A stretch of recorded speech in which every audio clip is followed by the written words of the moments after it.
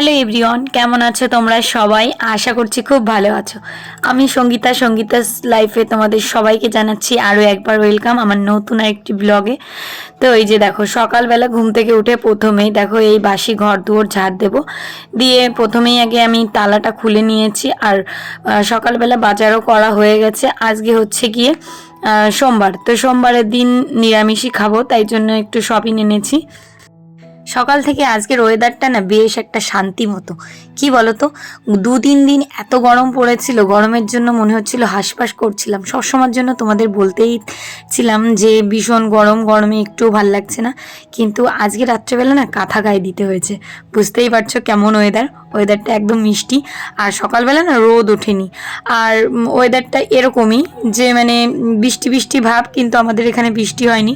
তাই ভাবলাম সকালবেলা যদি বৃষ্টি হয় তার আগে চলো উঠোনটা কুড়িয়ে নিই। আর এই যে দেখো উঠোনটা চারিদিকটা কুড়িয়ে নিচ্ছে। আর উঠোনটার এখন অনেকটা পরিবর্তন হয়েছে, আগে দেখতে বাড়িতে অনেক নোংরা পাতি হাবি জাবি, তো একটু একটু করে আমি পরিষ্কার করে নিচ্ছি। কারণ ওই দিদিরা আমাদের বাড়িতে এখনও মানে রয়েছে, ওনারা ঘরে উঠে গেছে ঠিকই, কিন্তু এই যে যে যত সব নোংরা আবর্জনা থাকে না, এই জিনিসগুলো অনেক মানে মানে সব দিক দিয়ে একদম ছড়ানো ছিটানো, দেখতেই খারাপ লাগে। তো এই যে বাগানটাকে একটু পরিষ্কার করে রাখার চেষ্টা করি। আর আমাদের বাড়িতে না প্রচুর বড় বাগান, সেই জন্য না প্রচুর মশাও হয়। তো এখানে যদি লোক বসতি হয়ে যেত তাহলে আর কিন্তু মশা হতো না।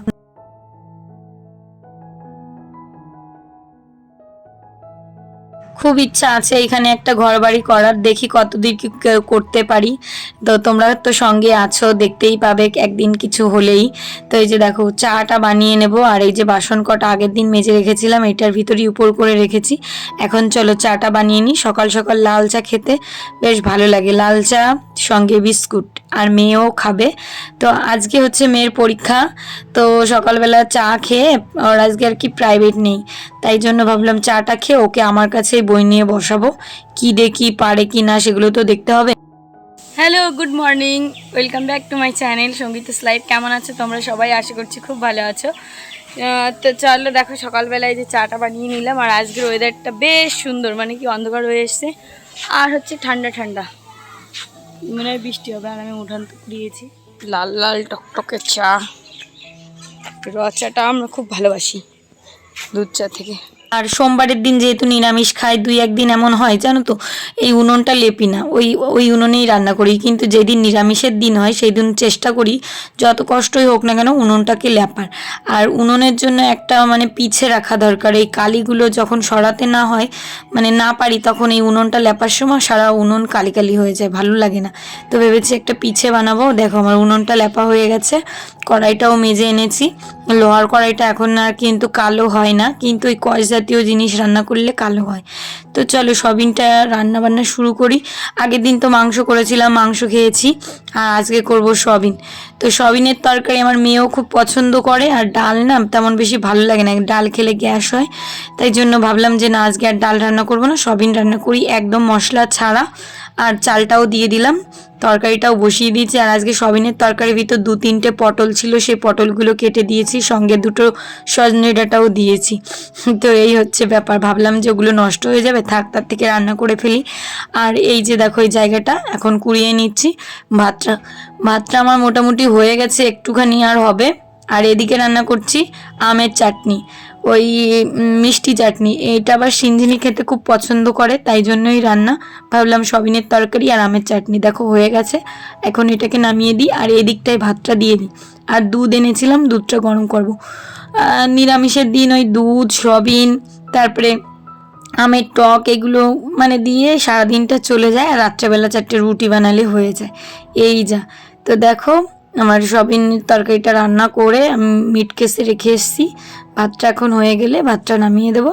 তো বারবার করে দেখছি কখন হবে, যেহেতু তাড়াহুড়ো আছে, মেয়েটাকে স্কুলে দিতে হবে, স্নান করাতে হবে, খাওয়াতে হবে। আর আমার মেয়েটা যে এত লক্ষ্মী কি বলবো, মানে আজকের ওয়েদারটা একটু ঠান্ডা ঠান্ডা, তো ও না কখন ঘরে গিয়ে স্নান না করেই সব জামা কাপড় পরে ফেলেছে, তোমরা নিজেরাই দেখতে পাবে। দেখো এখন ভাতের মারটা গেলে নিচ্ছি।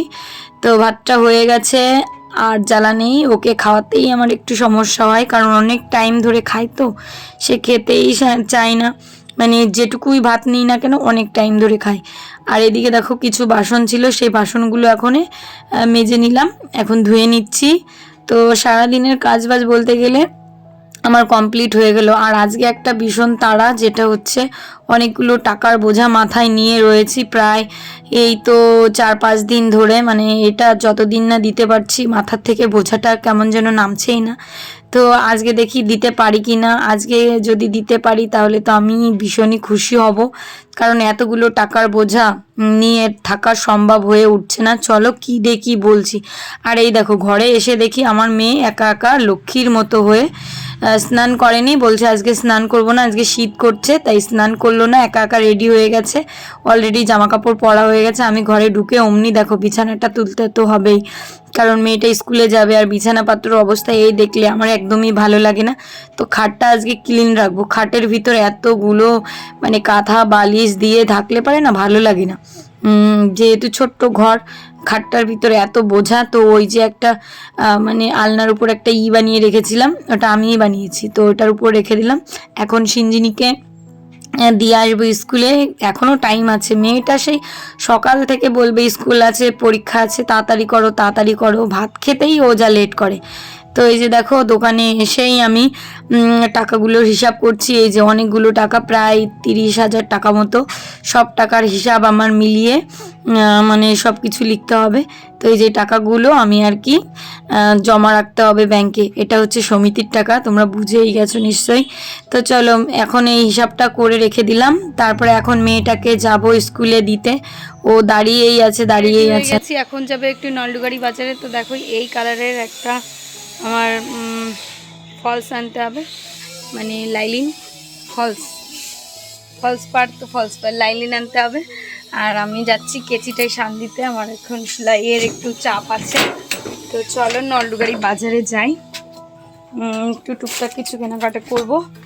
ওই মাথার শ্যাম্পু কিনবো ভেবেছি, আর দেখি কি কেনা যায়। চলো ব্যাগ নিয়ে নিয়েছি, এর ভিতরে আছে কেচি। চলো যাওয়া যাক। মেয়েটাকে পরীক্ষা দিতে পাঠিয়ে দিয়ে তো আমার একটু কেচিতে শান দিতে হবে। শান দিয়েছিলাম কিন্তু ওই ইউজ না করতে করতে শান নেই এখন। আর এই দোকানে এসে আমার মোবাইলের ডিসপ্লেটা একটু পাল্টালাম, একদম নষ্ট হয়ে গেছিলো। তো এইটা হচ্ছে আমাদের গ্রামের একটা ছেলের দোকান, নলডুগাড়ি।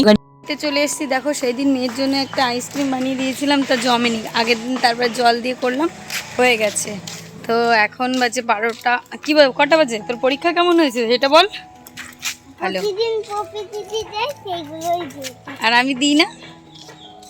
তো চলো এখন চেঞ্জ করি, অনেক টাইম হয়ে গেল। তো মেয়ে তো পরীক্ষা দিয়ে এসছে, ভালোই হয়েছে বলেছে।